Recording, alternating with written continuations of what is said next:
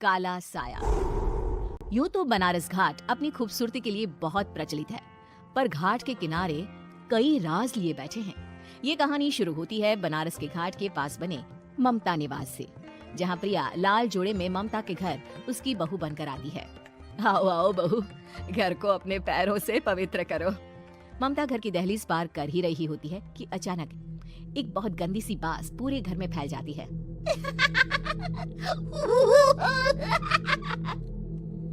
ये बदबू और ये आवाजें, ये कौन हंस रहा है माँ?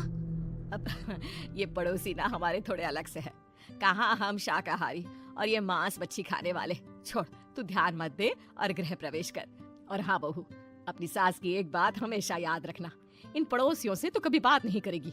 अच्छे लोग नहीं है ये। अपनी सास की ये बात मानेगी ना बेटा? हाँ माँ, जो आपकी मर्जी, मैं उनसे बात नहीं करूंगी। अगले दिन प्रिया अपनी पहली रसोई बनाने रसोई घर में जाती है। ये छोटी बात तो नाक में जा रही है। एक काम करती हूँ, खिड़की खोल देती हूँ। प्रिया खिड़की खोलने जाती है। इतने चाले, लगता है इस खिड़की को कभी खोला ही नहीं गया। पर ऐसा क्यों? ओह, नॉन वेज की स्मेल आती होगी ना।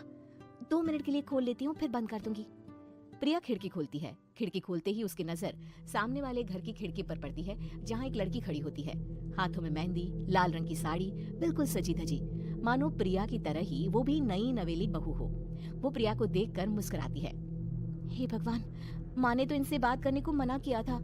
प्रिया फौरन ही खिड़की बंद कर देती है और तवे पर चढ़े रोटी की ओर देखने लगती है, पर वहाँ रोटी न होकर मछली पड़ी होती है।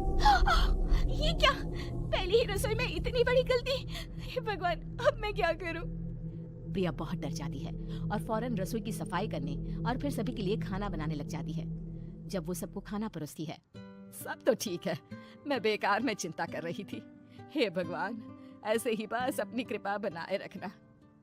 रात के वक्त जब सब सो रहे होते हैं, तब प्रिया को पायल की आवाज सुनाई देती है, जिससे उसकी आंख खुल जाती है। ये पायल की आवाज कहाँ से आ रही है? प्रिया उठकर उस आवाज के पीछे छत की सीढ़ियों तक जाती है। तभी उसे बच्चे के रोने की आवाज आती है। प्रिया छत पर जाती है तो क्या देखती है? वही लाल साड़ी वाली लड़की अपनी गोद में एक नवजात बच्चे को घुमा घुमा कर सुला रही है। तभी प्रिया की नजर उसके पेट पर पड़ती है। ओह गॉड, ये तो प्रेग्नेंट भी है। सुनिए, बच्चा सो नहीं रहा है क्या? मैं कुछ मदद करूं? नहीं नहीं, आपके घर वालों को अच्छा नहीं लगेगा, मैं संभाल लूंगी। स्नेहा की गोद से बच्चा हाथ मारकर प्रिया की गोद में आने को छटपटाने लगता है। दोनों घर अगल बगल में बने होने के कारण प्रिया उस बच्चे को गोद में ले लेती है। प्रिया के पास आते ही वो सो जाता है। बच्चे का वो स्पर्श रात भर प्रिया भूल नहीं पाती और अगली सुबह वो छत पर कपड़े सुखा रही होती है। तभी उसे एक औरत इशारा करके बुलाती है। स्नेहा कह रही थी बाबू तुम्हारी गोद में आते ही सो गया। मैं गौरी, स्नेहा की माँ हूँ। बहू, घर आना, बाबू को खिला भी लेना। शाम को जब घर पर कोई नहीं रहता, बच्चे से मिलने के लिए प्रिया छिपकर अपनी पड़ोसन के घर चली जाती है और कुछ देर बच्चे को खिलाकर वापस लौट आती है। इसके कुछ दिन बाद ही प्रिया को पता चलता है कि वो माँ बनने वाली है। ममता की खुशी का ठिकाना नहीं रहता। माँ जी, पता नहीं क्यों उल्टी आ रही है। प्रिया भागती हुई वॉशरूम में जाती है तो हरे और लाल रंग की उल्टी करती है। उस उल्टी में से कीड़े निकलते हैं। ये क्या? खून और ये कीड़े! माँ! माँ! प्रिया की आवाज सुनकर ममता दौड़कर आती है, पर बेसिन में कुछ नहीं होता। प्रिया हक्की बक्की रह जाती है। ये सब क्या हो रहा है? प्रिया घबरा जाती है और अपने कमरे में जाकर सो जाती है। डर के कारण वो इतनी थक जाती है कि उसकी आंख लग जाती है। तब उसे ऐसा लगता है उसके पेट पर मानो कोई बैठा हुआ हो। कौन हो? प्रिया के पेट पर एक 5 महीने की बच्ची बैठी हुई थी, जो बुरी तरह जली हुई थी। माँ, तुम ही मुझे लाई ना अपने पेट में?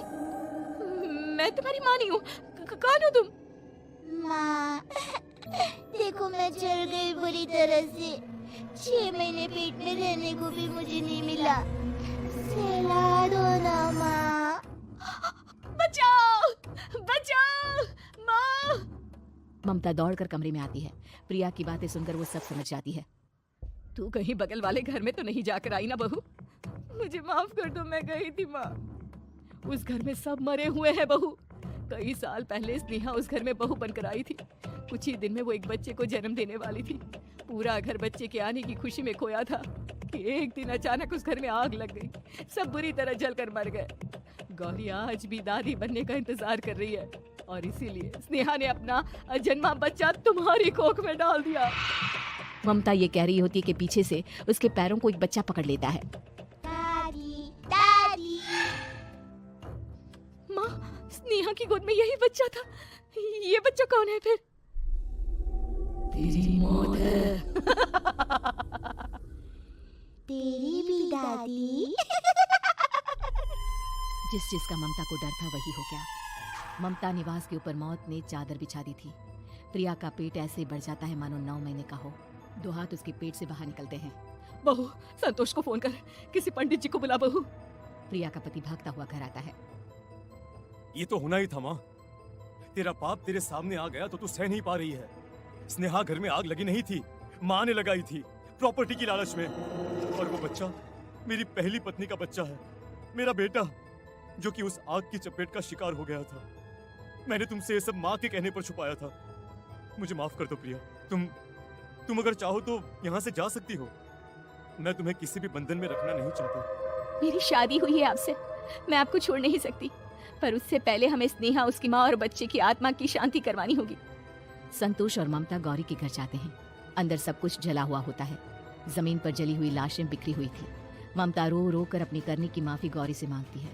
प्रिया स्नेहा के घर वालों का अंतिम संस्कार करवा देती है और ममता निवास फिर से आत्माओं के साए से मुक्त हो जाता है।